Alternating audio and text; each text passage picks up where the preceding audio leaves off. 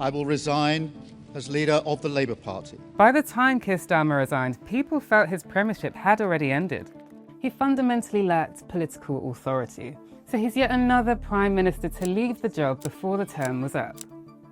And now that he's stepped down, we can attempt to answer the question, what were Starmer's achievements and what were his biggest failures in less than 2 years in office? Starmer supporters will, of course, point to his successes, like increasing the national living wage for over 21-year-olds, the introduction of the Renters' Rights Act, and eventually scrapping the really controversial two-child benefit cap.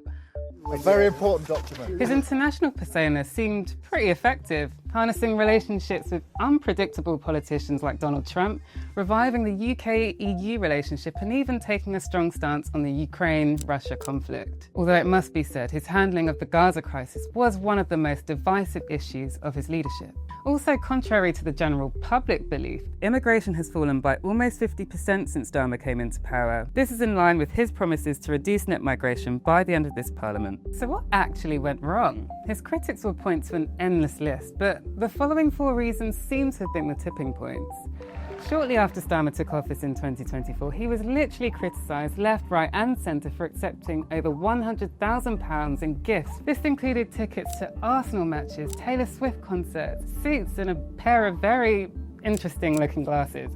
Another significant failure on his part was promising not to raise taxes or national insurance, and then just doing exactly that. And then his premiership was marked by so many U-turns in office, which seemed to undermine his government. Save the winter fuel! He tried to strip winter fuel allowance for the majority of pensioners. That was scrapped. He also tried to make huge cuts to disability benefits and then changed his tune on that after facing huge backlash from so many MPs. And he attempted to increase inheritance tax on farmers, which he was later pressured to change. But perhaps the most fatal failure was the appointment of Peter Mandelson as ambassador to the United States. Mandelson was found to have ties to convicted child sex offender Jeffrey Epstein. The controversy around Mandelson's approval was covered extensively in the media, although Starmer claimed to be unaware that Mandelson had failed the vetting process for the job.